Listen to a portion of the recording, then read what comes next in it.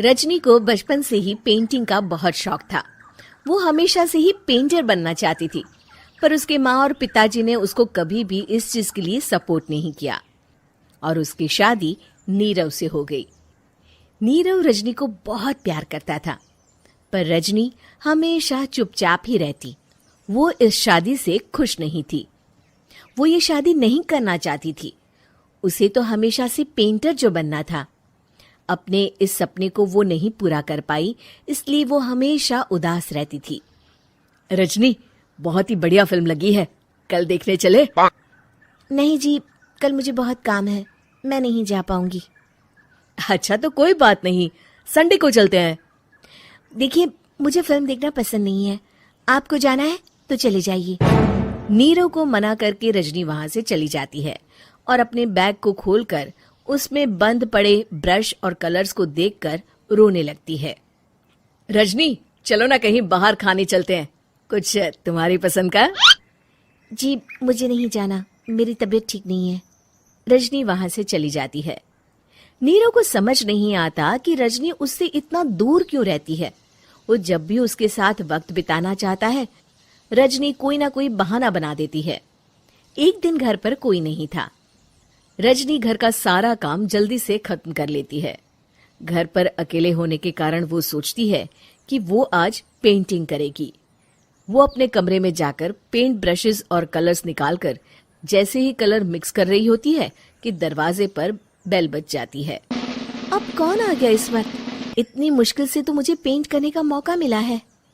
रजनी दरवाजा खोलती है तो उसकी सास अपनी सहेलियों के साथ खड़ी होती है और सब घर के अंदर आ जाते हैं।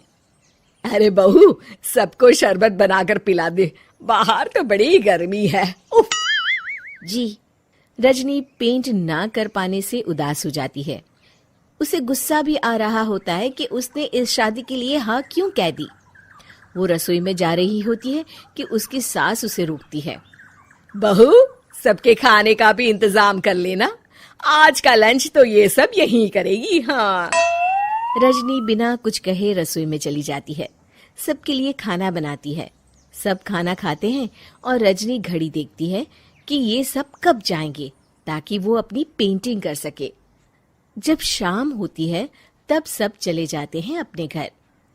अरे बहू, सब तेरे खाने की तो बहुत तारीफ कर रहे थे, सबको बहुत अच्छा लगा खाना। आपको मुझे सुबह बताना चाहिए था ना कि आपकी सहेलियां आ रही हैं। पता भी है कितना वक्त लगा सारा खाना बनाने में। अरे बहू, तू ऐसे कैसे बात कर रही है मुझसे? तो और कैसे बात करूं? मैं इस घर की कोई नौकरानी नहीं हूं कि इतना काम करूंगी। रजनी अपने कमरे में जाकर दरवाजा बंद कर लेती है। शाम को जब नीरव आता है तो उसकी माँ उसे पूरी घटना के बारे में बताती है। क्या रजनी ने आपसे इस तरह बात की माँ? हाँ, और पता नहीं उसे क्या हो गया है, शाम से बाहर भी नहीं आई है। मैंने तो कई बार आवाज दी, खाना भी नहीं खाया उसने। तू ही बात करके देख ले बेटा। नीरव अपने कमरे का दरवाजा खटखटाता है। रजनी, दरवाजा खोलो, मैं हूं। रजनी दरवाजा खोलती है और फिर वापस जाकर अपने बिस्तर पर लेट जाती है। रजनी, माँ से बात करने का ये क्या तरीका है? मैंने कोई गलत बात नहीं की है। अरे तुम क्यों ऐसे बर्ताव कर रही हो सबके साथ? क्या तुम इस शादी से खुश नहीं हो? रजनी कुछ नहीं बोलती। अरे बताओ मुझे रजनी, क्या ये शादी तुम्हारी मर्जी के खिलाफ हुई है? हाँ, मैं ये शादी कभी नहीं करना चाहती थी। तुमसे क्या, मैं किसी से भी शादी नहीं करना चाहती थी। रजनी रोने लगती है। चुप हो जाओ रजनी, बताओ मुझे, तुम क्यों नहीं करना चाहती थी शादी? रजनी बेड के नीचे से अपने पेंटिंग्स, कलर्स, ब्रश, पेपर्स निकालती है। इतने में उसकी सास भी कमरे में आ जाती है। ये देख रहे हो, ये थे मेरे सपने। मैं पेंटर बनना चाहती थी, पर माँ पापा ने कभी सपोर्ट नहीं किया और मेरी शादी करवा दी। मेरे सारे सपने टूट गए। हर वक्त बस गुस्सा आता रहता है मुझे। मैं जानती हूँ कि आप लोगों की इसमें कोई गलती नहीं है, पर मैं क्या करूं, मुझे समझ में नहीं आता।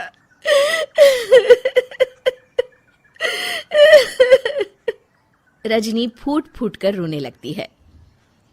मुझे माफ कर दीजिए, आप दोनों के साथ मैं बहुत बुरा बर्ताव कर रही हूँ। अरे रजनी बेटा चुप हो जाओ तुम। नीरव पानी लेकर आता है।